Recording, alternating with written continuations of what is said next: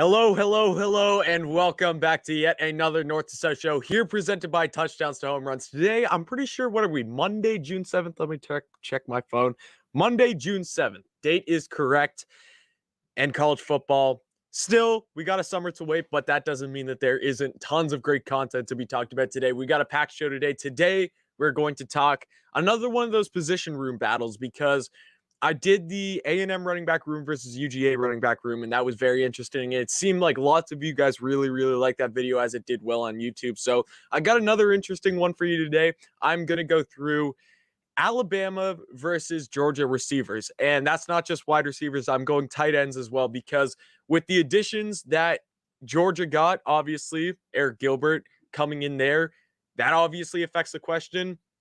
George Pickens being injured, obviously, that affects the question. And Alabama's got a stacked roster, but I think Georgia matches up very, very well. So you're going to got to see me go through my analysis of which room I would take out of all the guys that they got and who I think is better. I go through the top 5 guys. And then we got my Arkansas expectations. There's been lots of you asking me for what I think about Arkansas this season. So that's something that I want to get into. It's something that I've kind of done for a couple teams, my expectations of these teams going into this season, because I've kind of done my early predictions, but the expectation thing is like what I'm personally expecting from this team. So Arkansas is a team that we're going to talk about today, how Sam Pittman and his Hogs will go on this season after having a very productive, it was only 3-7 last season in 2020, but let's remember that's with an all SEC schedule. And if you want to count the Auburn game, that could have been a win that they got stolen. So major improvements are being made in that program. So we're going to talk about that. And then we are going to finish up with my SEC quarterback rankings, which is going to be a very interesting one because my opinions have kind of changed over time, and who I think is at the 1 spot and 2 spot and 3 spot, that's kind of shaken out. I know I did a video a bit earlier on who my top 3 were or who my best quarterback was, but today I give you full from 14 all the way down to 1. So it's going to be a great show, lots to get into. And as always, we will have fan questions throughout the show so you guys can get engaged. So sit back, relax, guys, and enjoy this show because we are in for a very, very, very good video today or show today. And if you are here, let me know in the comment section, drop a hello. I'd love to say hi to you because I really do appreciate you guys coming out. But with that being said, let's get into our first segment. Who has the better receiving room, the Alabama Crimson Tide or the Georgia Bulldogs? Obviously, the 2 front runners in the SEC to go on to Atlanta this season to face off for the SEC championship and then ultimately go on to a playoff spot, because Alabama and Georgia right now in their respective divisions are a step above from the rest of the competition. I think that that is no secret to anyone that Alabama is going to be heavy, heavy favorites to win the West, and Georgia is going to be heavy, heavy favorites to win the East. And with both of these teams being so good, there is reasoning behind it. They both have good defenses, and they also have really, really good offenses. And that's what we're going to talk about today, is breaking down who I would take personally. Again, this is always my opinion. All these videos are just my opinion, but it's interesting to look at and hear other people's opinions. And I love hearing from you guys too. So at the end of this video, once I go through everything, please tell me down below whose receiving room you'd take. Would you take Alabama's or would you take Georgia's? Because I know Alabama fans are going to lean towards Alabama. Georgia fans are going to lean towards Georgia. But the fans in the middle, especially, I'd love to hear what you guys think. And when I say receivers, I mean pass catchers. So this isn't limited to wide receivers. I'm not only limiting this to wide receivers. I'm going wide receivers, tight ends. No running backs. Obviously, that would be big for Georgia because Georgia has some really good pass catchers out of the backfield. So does Alabama. But I look at some guys at Georgia, James Cook especially. He's a really good pass catcher out of the backfield. So not going to count running backs. We were just going wide receivers and tight ends. So let's start off by talking about Alabama and how I have these set up. I have my top 5 guys for pass catchers for both teams. And then I have a few honorable mentions. So first, before I start talking about the guys that are on this team this year, Alabama historically is the greatest, no questions asked, wide receiver of all time. Like, you look at the guys that they've just been able to produce over the last couple seasons. Obviously, Devontae Smith, Jalen Waddle, Jerry Jeudy, and Henry Ruggs all just went. But on top of that, Calvin Ridley, Julio Jones, Amari Cooper, the list goes on and on and on for great pass catchers out of Alabama. So historically, this team will always have the best wide receiver room in the nation, not only in the SEC, in the nation. I do feel like Ohio State does have the best room this year, but that's just my opinion again. But Alabama is still very strong, and they're always going to be strong. So before I get into my top 5, I'm going to go through my honorable mentions. I got 3 of them. I got Javon Baker, I got Trayshawn Holden, and I got Cameron Latou, who Latou is a guy that I feel many people are really, really high on this season for him to go out and have a huge season at tight end. Obviously, he is going to be behind Billingsley, but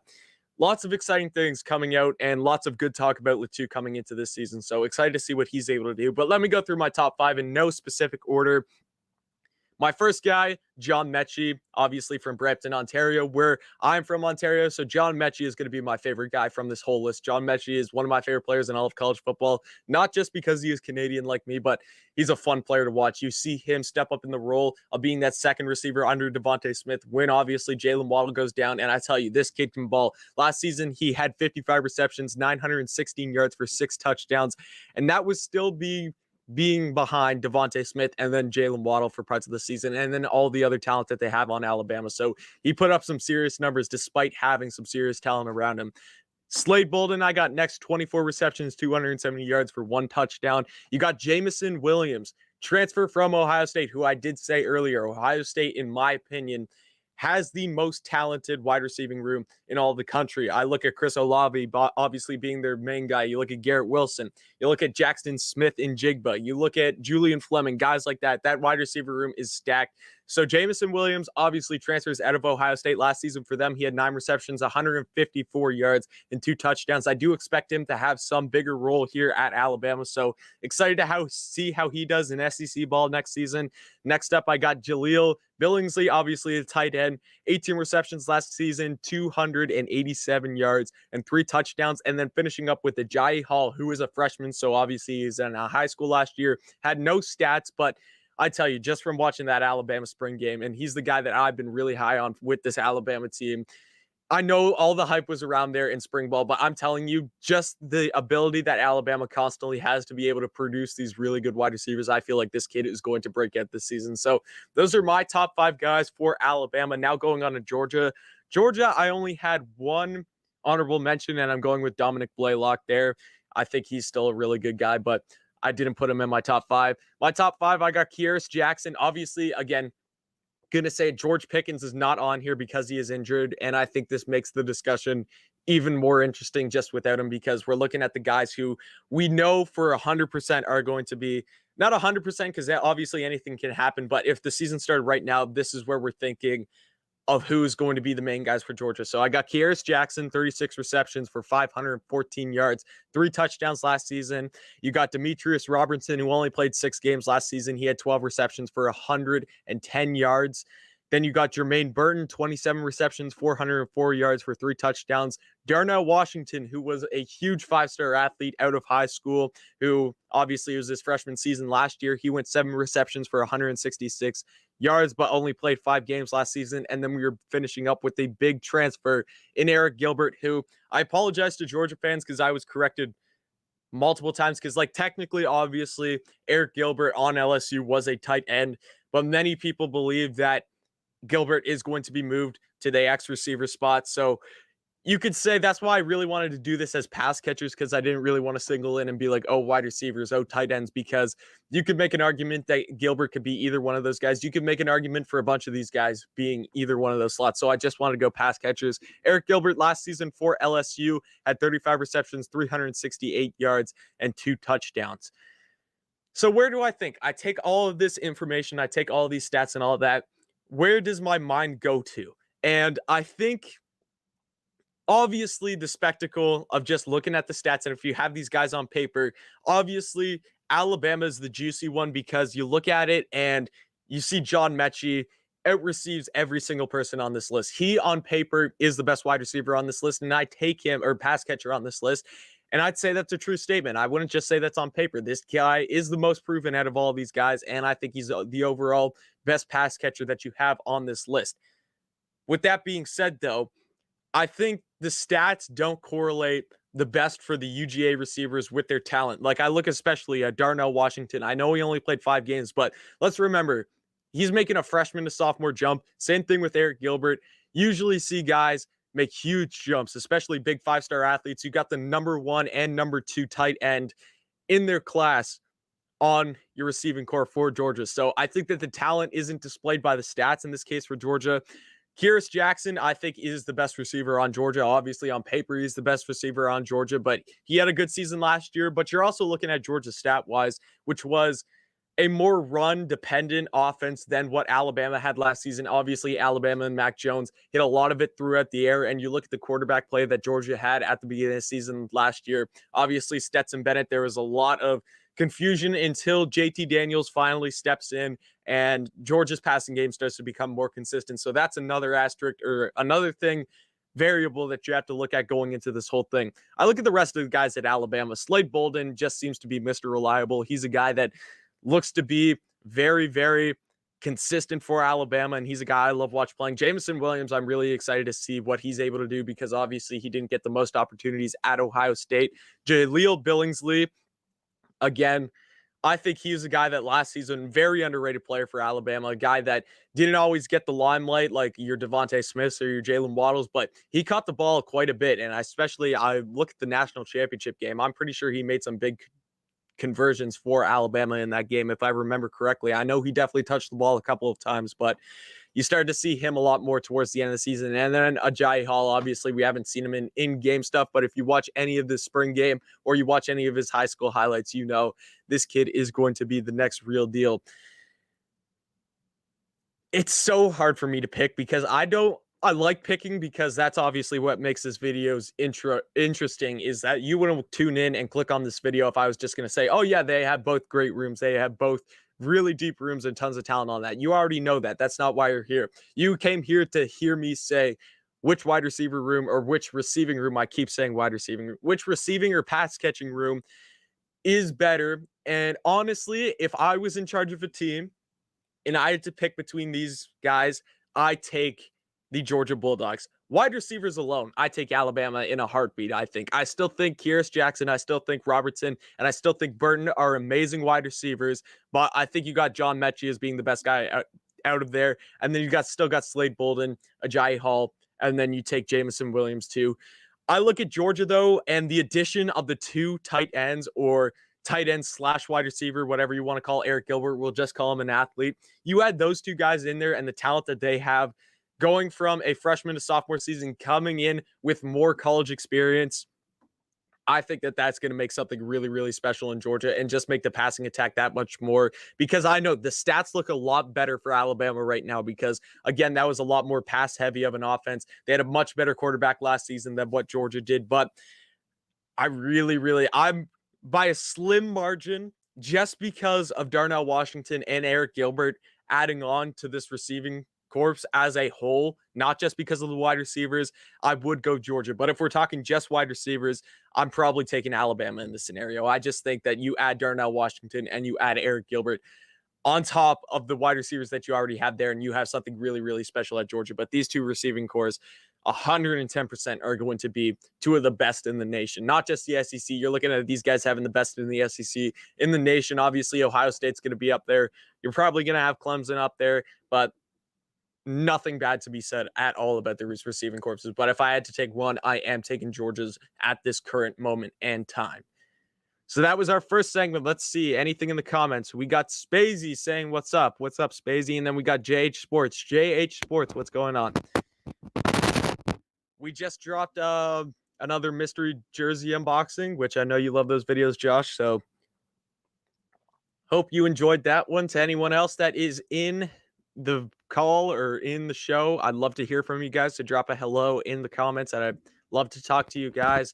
We will do live questions in a bit, but for now, I'm going to go on to my next segment. What are we going to talk about? We're going to talk about Arkansas, the Arkansas Razorbacks, and my expectations for them this season, because this is the most interesting team that doesn't get all the media attention in the world in the SEC. Because obviously, if I had to say who's the most interesting team in the SEC this season, I'm going LSU, because there is so much questions, and they're really an unpredictable team at this point. Like, they could honestly go out and have an amazing season next year and no one would be surprised, or they could go out and have a terrible season next year and no one would be surprised, because the talent is definitely there for LSU, but The coaching and everything last year showed otherwise and said otherwise. So you got some questions around there. But I look at Arkansas, and this is a very interesting team because if you go back 2 years ago, this was not a team that you would say is capable of winning 3 SEC games, 4 SEC games, something like that. But yet you fast forward 2 years after last season, obviously winning 3 SEC games, asterisk 4, obviously. I talk about that a lot when I talk about Arkansas because technically in the rules you talk about the Auburn game and you could give them a 4th win, but obviously that's for another time. We could talk about that later. But Sam Pittman does have this program trending in the right direction. And I want to kind of go down through them this season and what I expect. So first of all, let's just talk about the offense quickly. KJ Jefferson's obviously going to step in at quarterback. I'm excited to see what he has. He has a good arm next year, good size. Excited to see how he steps in his first full year starting. I'm expecting big things out of him and just want him to be consistent and competitive. And I'm excited to watch KJ next season.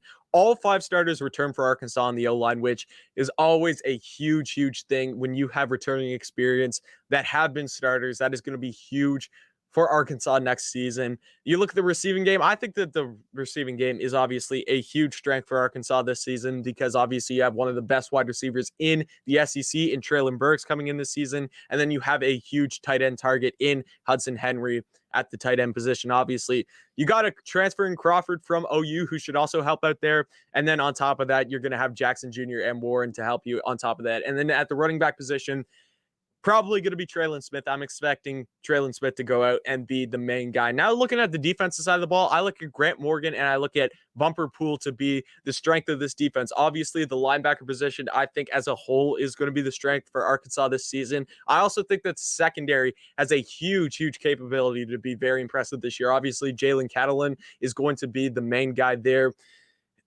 Hudson Clark, I know he had the big 3-pick game last season. I'd like to see him. I don't know if he's going to start this season, but obviously he's a guy that when you think about Arkansas DBs is going to pop into your head.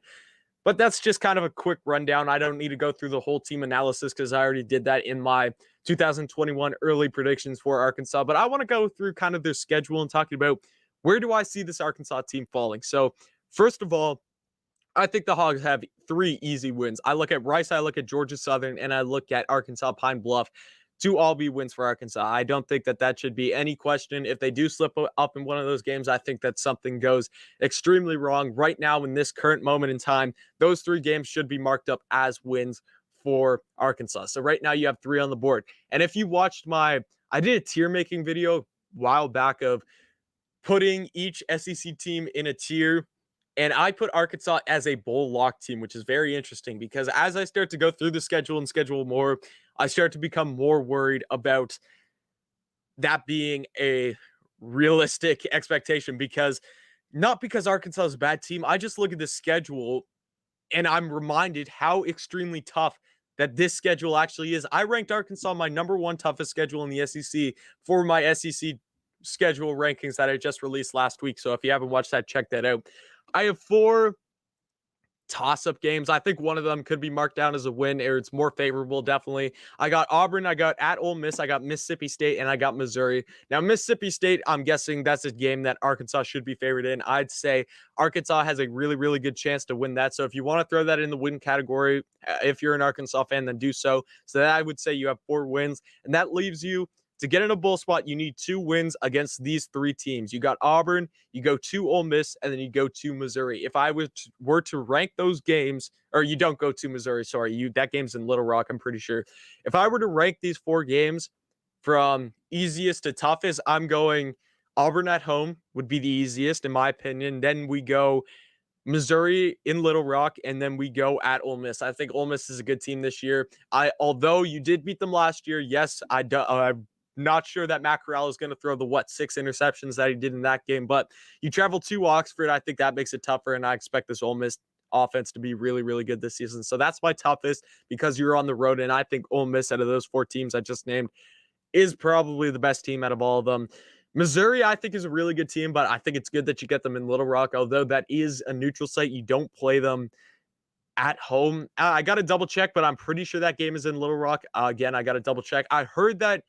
Don't mark me on this, but someone told me that game got moved from the Little Rock game got moved to the Arkansas Pine Bluff one. So that game might be at home, but either or, I still think Missouri's in the middle of the pack between those two, and then you're going to have Auburn as the easiest. Obviously, the Auburn game last year, you get them at home. I think that that is a winnable scenario. So let's say out of those 3 games, what do I expect? I think easily, what's my best bet? I think easily they win one of them.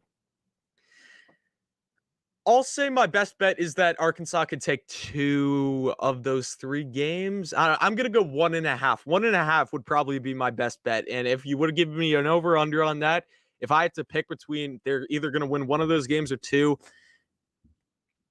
I think you take the Auburn one. It's the Missouri one that's really tough for me because that was a close game last year, a really, really good game last year. I'm going to go with I'm going to go with 1 win. I still think Missouri is a good team. You got to travel. Missouri does have to travel there, but out of those games, the 4 wins, the 1 Auburn win, or the 1 win out of those 3 games, I have Arkansas at 5 wins. And then my games that are a bit out of reach for Arkansas this season, I have Texas, I have at LSU, I have Texas A&M, and I have Georgia. And then Alabama should be on there too. I don't know why I didn't have them written down. Sorry, I got to get...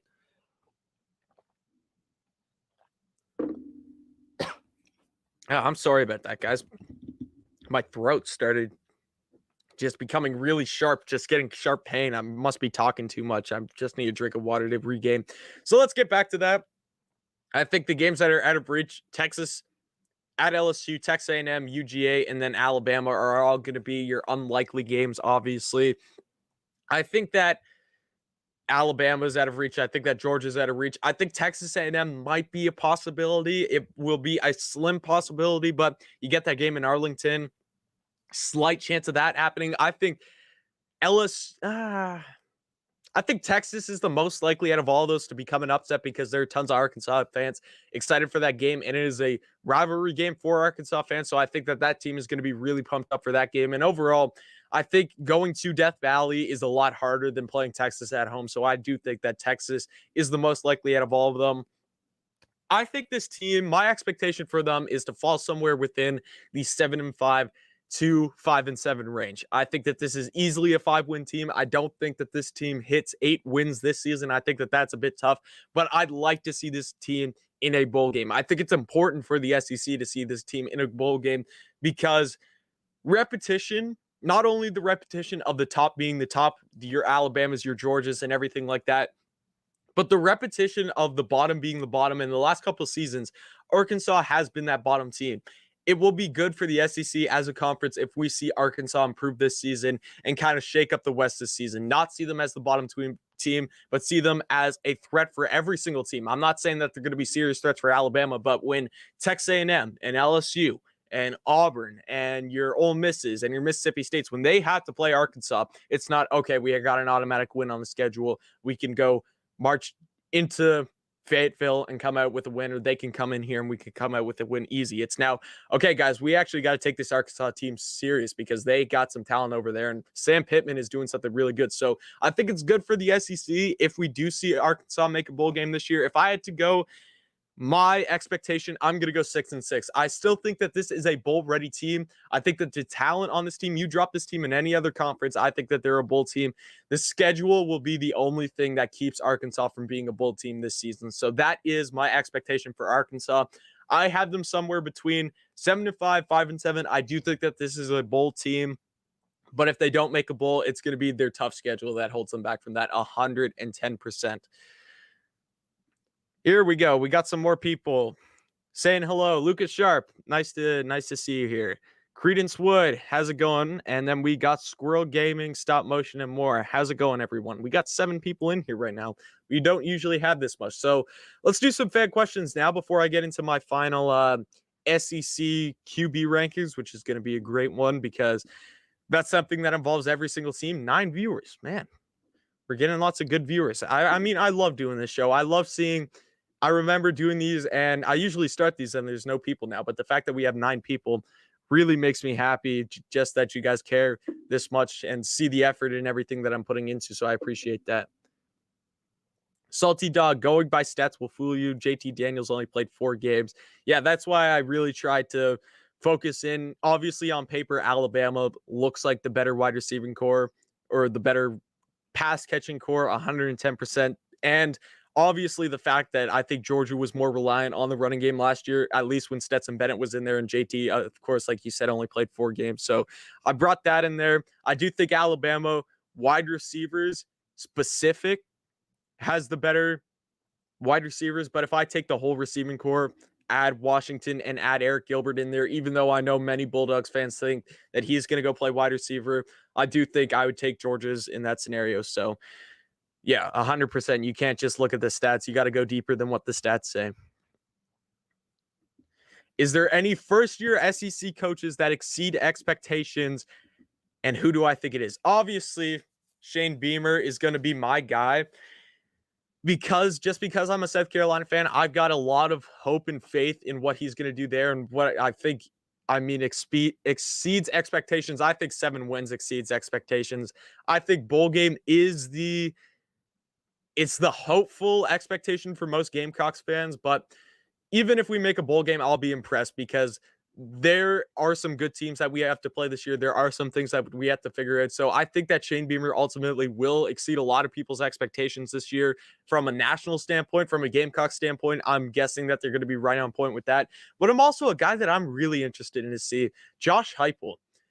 If Tennessee is just able to go out and be competitive with a bunch of these teams, I think that Josh Heupel will have a very, very good season in terms of exceeding expectations from a national standpoint, because a lot of people don't think that this team is going to go out and beat your Missouri, beat your Kentucky. They think South Carolina is going to be a close game. Obviously, you're going to still have Vanderbilt. Pitt is another questionable game. You're not going to be competitive against Alabama. Who's there? Who do they play? They play Ole Miss. Ole Miss comes into Knoxville, I'm pretty sure. So they think that Ole Miss is going to run up the scoreboard out there. If Josh Heupel is able to come out of some of those games with the win, I'm not saying each and every one of them because I think that is overly realistic, but I think that Josh Heupel could definitely exceed a lot of people's expectations. So he's the guy that I'm going to be looking at. And obviously you're going to have Brian Harsin, Clark Lee. Brian Harsin, I think that Auburn is hyped up this season. I think that a lot of people think that they're going to be a good team this season, which I'm not denying. I think that Auburn's still a very, very good football program. But for first-year head coach, I don't see, from what the expectation is already at for Auburn, I don't see him exceeding that. Exceeding that would mean you have to go out, knock off Texas A&M. You got to knock off Alabama and all of that. I feel like the expectation is already really, really high for Auburn. And then Clark Lee at Vanderbilt. I just think that Vanderbilt's not in the position right now to win.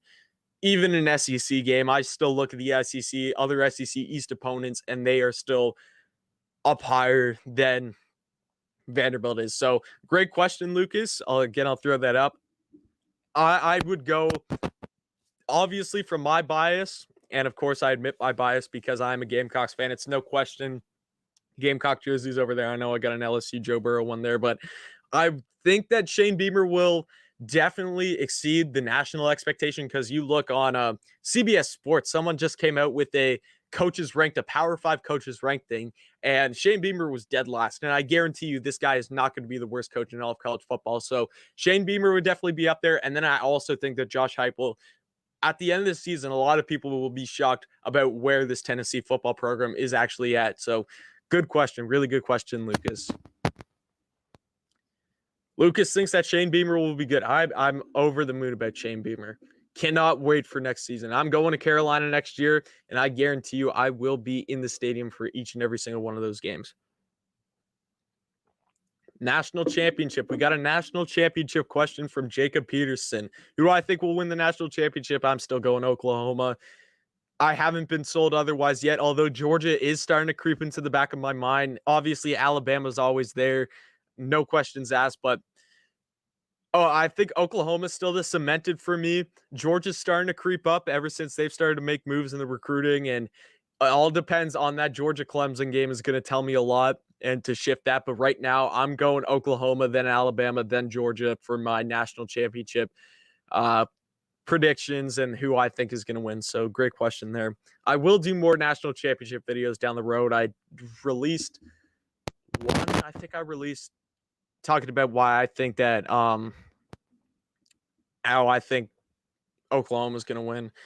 Benji Holland, we got a question. How will you rank other conferences in college football compared to the SEC this coming season? I think the Big 12 is actually really, really good this year. I think the Big 12, I'm not saying I don't think anyone competes with the SEC this year in terms of depth and in terms of a cemented better conference, but I think the Big 12 is making huge improvements this year. I mean, you're going to have a national championship contender easily in Oklahoma. You're going to have a so-called playoff contender in Iowa State. Texas is going to be up there with Steve Sarkisian this season. And then on top of that, you still got some decent teams over there in the Big 12.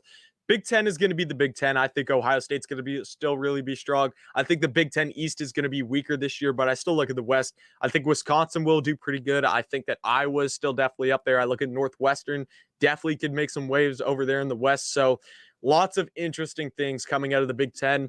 ACC, you're going to have Clemson. You're going to have North Carolina. After that, I think that's pretty much it for them. And then Pac-12,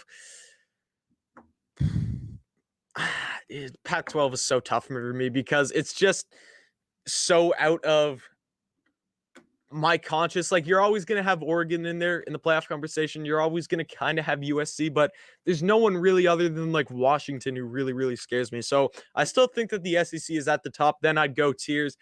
Big 12, Big 10, and then at the bottom, you'd have your ACC and Pac-12 for sure. And then even if we want to talk some Group of Five, which I'm not no expert on the Group of Five, but I'm still interested in them, I'd say the Americans always going to be up there, especially with Cincy this year. They're always going to have some really quality teams. I think the Sun Belt is definitely becoming more competitive, not only Coastal Carolina last year, but you look at Louisiana Lafayette, you look at your App States, teams like that are always competitive and excited to see what they're doing next year. Look at the other group of five conferences, the Mountain West. I mean, I think Boise's going to be decent this year. There's no one else that really piques my interest there. Not many people talk about the independent of Liberty, who's actually going to be a good team next year. So that's interesting.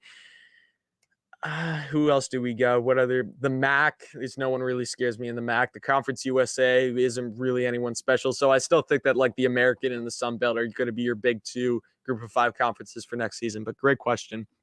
I'll take my last question and we will get into my last segment of ranking the SEC quarterbacks. And if we have any time after, we will take some more questions. So I appreciate your guys' engagement. In your opinion, do you think the college football playoff should be expanded? As a consumer, as a fan and everything like that, I just want to watch more football. So obviously I'm going to say yes to that. Although I do think it makes the sport a lot more complicated and it's going to create a lot more issues in terms of the scheduling and everything like that. And we all have to remember, the part that a lot of people don't remember is that these kids are still students. And if you take another week of having to prepare for a game and everything like that, the playoffs is going to go deeper into their school schedule or their exam time and everything like that. So I think it makes it tougher for the sport in general. Treating them as student athletes, I think it makes it a lot tougher. But personally, as a fan, I want to see each of your conference winners obviously go on to the playoff, and then you just have, I'd like to see I think the main reason I want to see the 8 team is because I want to see that one Group of 5 team get in and just see how, I'd want to see it for like 2 seasons. And after that, when we all see that, you know what, this Group of 5 thing doesn't really work out. It's just a test thing. It's just something to spark your interest. So I think I'd want to see that. So you have your best Group of 5 team go onto the playoff, and then you have your 2 at-larges. But again, I think that it's still very unlikely of happening. I'd say no, I wouldn't, because I just know how much it will affect the sport. And I think it's in a good position right now. It makes the playoff selection very interesting each and every year, although it's much more interesting when you have more teams going for it. So yes and no to that question. It's really, really tough. And it's something that you can get into one of those college football boardrooms and everything, and you will have strong opinions from both sides and just people constantly picking your brain about whether this should happen. I don't think it's going to happen, but there's parts of me that does want to see it, and there's parts of me that definitely does not want to see it as well. So I love that question. Rams House, what's going on? I hope you are having a great day too. By the way, Rams House, I've actually been checking out some of your content recently. Love your stuff. Love your stuff that you're doing over there. Okay, so now let's get into my last segment of ranking the SEC quarterbacks. Because the SEC quarterbacks, we got a lot of talented guys in here. Obviously, we lose a couple guys last season. We lose your Mac Jones. We lose your Kyle Trask. We lose Felipe Franks from Arkansas. We lose Kellen Mond, obviously. There's a lot of great guys that we lost in the SEC last season. I'm definitely missing some, but those were the guys that first popped into my head. And I'm going to be ranking all 14 with a quotation mark, because there are some teams that I just have their team name down as their quarterback because they're still in quarterback battles that I cannot definitively call yet. But I'm going to go down 14-1. I'm not sure if I'm just going to read out the list and then explain it, because I don't really have stats for all these guys. I think it's pointless at this point just to go down and explain what makes this quarterback good, what makes this quarterback bad, and just I don't think there's a need for that. So I'm just going to go down quickly, rank them all, and then I'll kind of explain why I have each person or certain people where and everything like that. So I'll run down the whole list right now. At 14, I have Kentucky QB. Obviously, in brackets, you're going to have Bo Allen, you're going to have Joey Gatewood, and then you're going to have Levis, the transfer from Auburn, coming in. So those are, I still don't know. I don't know who. I've been saying I think Joey Gatewood's going to be that guy. Lots of people think Bo Allen. A couple of people might think Levis, but it's definitely not enough for me to call yet. 13, I have Ken Seals. 12, I have Luke Dodie. 11, I have Will Rogers. 10, I have Auburn QB. Obviously, that is Bo Nix, TJ Finley, or Demetrius Davis, who a lot of people are starting to become very high on Davis. 9, I have KJ Jefferson. 8, I have Tennessee QB. Harrison Bailey, Joe Milton, Hendon Hooker, Brian Maurer, still to be determined, TBD. 7, I have Haynes King. 6, I have Conor Basilic. 5, I have Emory Jones. 4, I have Miles Brennan. Now, the top 3 is where it gets interesting, because my initial top 3, obviously, the guys are staying the same, but not in the same spot. My initial top 3, I'm pretty sure I had JT Daniels at 3, Bryce Young at 2, and Matt Corral at 1. Now I have Bryce Young at 3, JT Daniels at 2, and Matt Corral at number 1. So this is current, who I think are the top 14 quarterbacks in all the SEC. So I'm just going to go through and explain a couple of these guys. I think we save the top 5 for the last. So let's start off with talking about 14. I just have not seen enough from any of the Kentucky QBs. I don't think anyone has to say that they're going, and it's not like that these guys are being talked about on a national level that they're going to go out and do amazing things for Kentucky next season. So I think for that reason, that's why I have them at 14. Not to say that they're not great guys. They can't be great quarterbacks next season. It's just at this current time, we have not seen enough from either of these guys to be like, they're going to go out and they're going to have a great season for Kentucky. 13, Ken Seals. I think Vanderbilt's just in a really tough spot, and you could put a lot of guys in that quarterback position for Vanderbilt and not see them perform as well as you would at other schools. It's just the situation that you get to put at Vanderbilt. So I have Ken Seals at 13. 12, Luke Dodie, who's obviously my team's quarterback. I've seen him a lot lower. I've seen people put him at 14 and stuff like that, which just makes me laugh. I think that I put him so low just because he only played 3 games. He played Missouri, he played Georgia, and he played the last game against Kentucky. There's still lots more to be determined and lots more experience to be had for Luke Dodie. But I tell you, the upside for him, if he can nail his deep balls, if he can add on accuracy to his deep balls, he is going to jump up these rankings immensely by the end of the season. So definitely watch out for Luke Dodie. Number 11, we got Will Rogers, obviously Mississippi State's quarterback, played towards the end of the season. And I thought he did decently well for Mississippi State. Obviously, still lost to be told for him. Number 10, I got Auburn QB. It still looks like Bo Nix is going to be the starter, and it's just consistency. Consistency is so hard to find with Bo Nix, especially traveling on the road. TJ Finley, we could see there, or obviously I talked about Demetrius Davis, who is a guy coming in for Auburn, which a lot of Auburn fans are excited for. Just too many question marks all over that Auburn quarterback position for me to rank them anywhere higher than 10. 9, I have KJ Jefferson. Talked about him a bit in our earlier segment with my Arkansas expectations and everything like that. I think KJ is a great quarterback. I think he's got a good arm, but again, still lots to be told about him. 8, we got Tennessee's quarterback. I think Harrison Bailey's the guy. I also think Hendon Hooker, and I even think Joe Milton. I think Brian Maurer's kind of out of the picture. I bet that he's kind of the 4th string guy there, but I look at Joe Milton and Hendon Hooker and Harrison Bailey. Either one of those guys, I think you're going to have the potential to do something really, really special next season, whichever guy you go in with there. So I have him at 8. Again, there's so many question marks to see which guy actually goes him that I can't rank him above other guys. Haynes King taking over the ranks for the first season at Texas A&M. I'm excited to see what he has The O-line's going to be a struggle for him early on, but hopefully they can glue and gel that O-line together and he'll be successful. At number 6, I have the SEC or Co-SCC Freshman of the Year determined by the coaches last season, Conor Basilic, who I think has a really, really good wide receiving core this year. Obviously, you're going to have like your Knox, your Chisholm over there in Mizzou. So I think that he's set up really well, and I think he had an amazing season last year. Lots to look forward to for Conor Basilic. Number 5, I got Florida's first-year starter coming in with Emory Jones. Just turn on the tape of this kid in the Cotton Bowl when they finally took Kyle Trask out for a bit.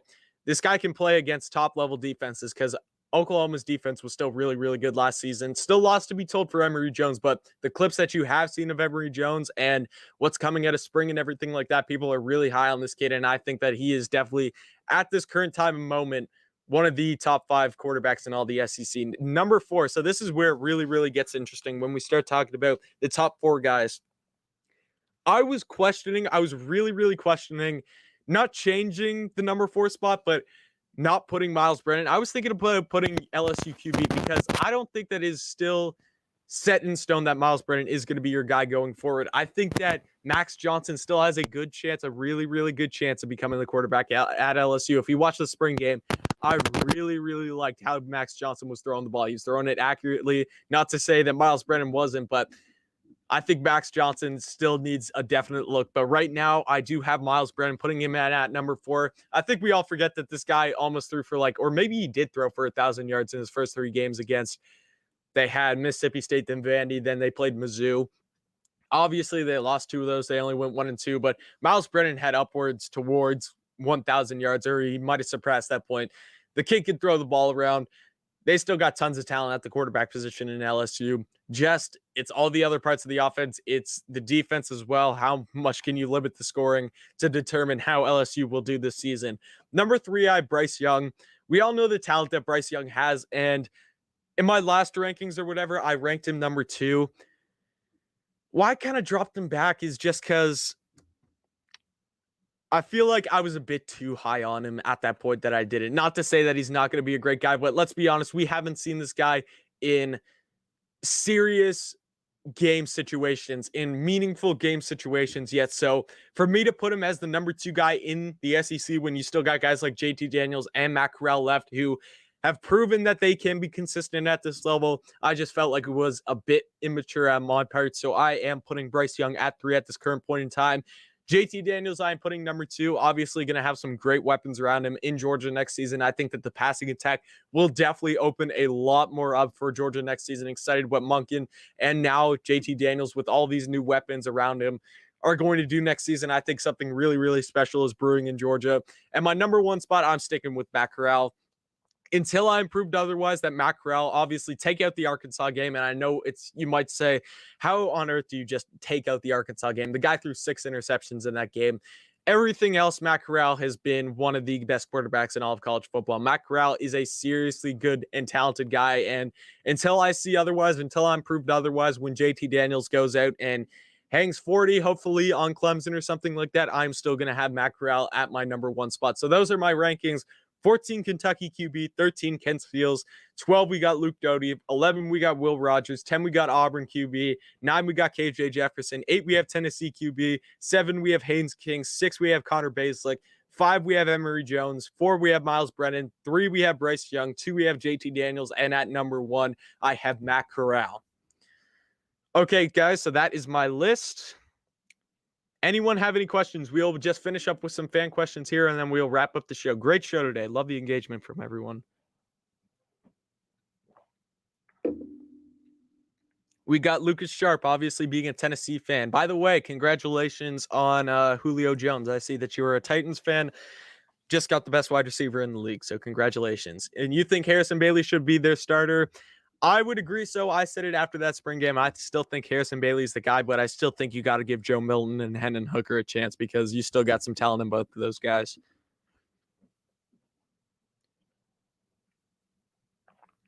Any questions? Obviously, you see the Gamecocks Cup here. Sad ending. If we want to talk some college baseball, sad, very sad ending for my Gamecocks this year. How do I think the Gamecocks will do this year? Expectation, I'm going 6-6. I hope that we at least make a bowl game. I think that this is definitely a bowl-capable team. I see tons of talent on this roster. It just all depends on how the coaching does, which I have tons of faith in everything in this coaching this year. But the Gamecocks are always going to have a tough schedule. We go up against great opponents each and every season. So it's not always that our team is bad is why we're missing out on these bowl games. Sometimes it's just because we go up against the best talent in the nation week in and week out. So I do have 6-6. I have us going up against we're probably going to end up in like the Birmingham Bowl, the Belk Bowl, something like that. But if we make it to a bowl game, I guarantee you I will be pleased. Looks like my computer's frozen. That's not good.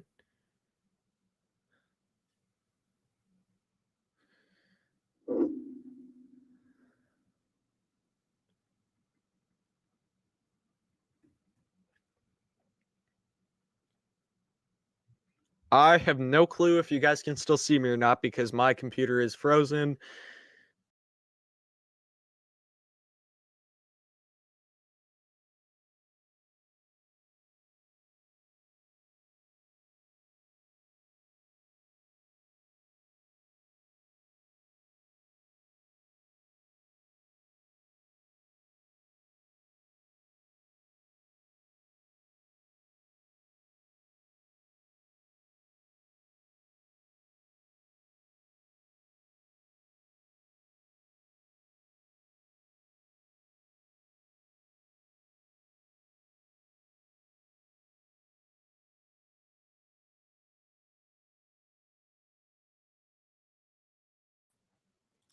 There we go. I'm back now. I apologize for that, guys. The computer crashed, Wi-Fi crashed, something happened. And you know what?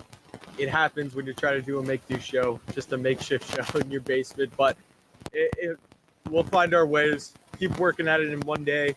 Hopefully you'll be watching the North to South show in a nice studio with its own Wi-Fi and everything like that, the best equipment. But I'm going to be honest, I think what we got now isn't a bad setup at all, and it's all thanks to you guys. Like everything that I've got, the new cameras, the lighting, jerseys obviously in the background, the microphone, this platform to stream and everything like that, I think does just fine. I think it does just fine. And we're in for an experience next year when I move off to college. It's going to be something different when I'm doing it from my dorm.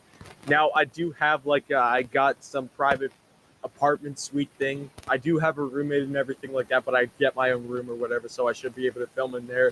But it's going to be an experience nonetheless. It's going to be a great, it's going to be a funny experience nonetheless when we have to do these in my dorm next season, or next year, starting in like August. So it's going to be interesting.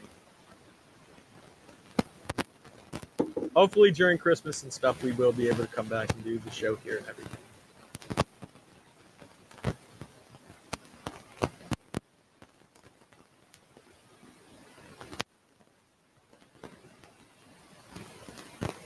Hey, Benji, I really, really appreciate your support, man.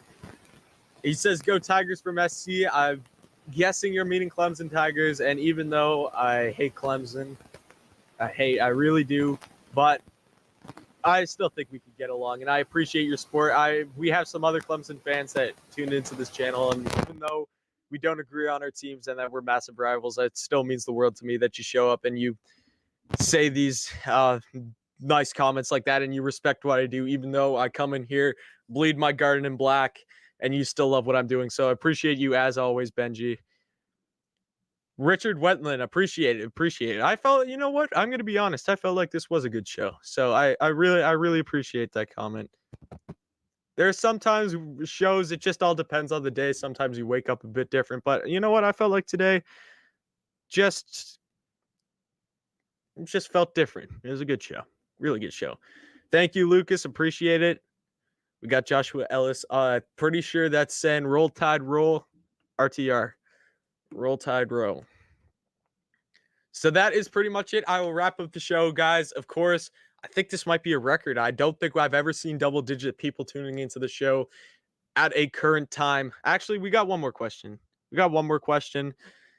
Who do you think? We'll take Rolo's question. Who do you think will be the biggest X factor on the Florida Gators next season? Or I read that question wrong, but who do you think the biggest X factor on the Florida Gators will be this season? I feel like I want to make it more complicated because I don't want to just go out and say Emory Jones because I think that's the obvious answer. But I feel like that is the obvious answer. But another guy that I'm going to look to be a kind of X factor for them, I look at DeMarcus Bowman or maybe even Jacob Copeland to see whoever comes out of Florida being the leading receiver who is going to be the go-to guy. So I think Jacob Copeland is definitely up there. And I think DeMarcus Bowman out of Clemson, I'm very excited to see what he's able to do at the running back position. So again, guys, appreciate all of you, as always, tuning into the show. Lots of great engagement today. But thank you guys for tuning in. Like down below, comment down below, subscribe. Thank you for watching, and definitely come back next time.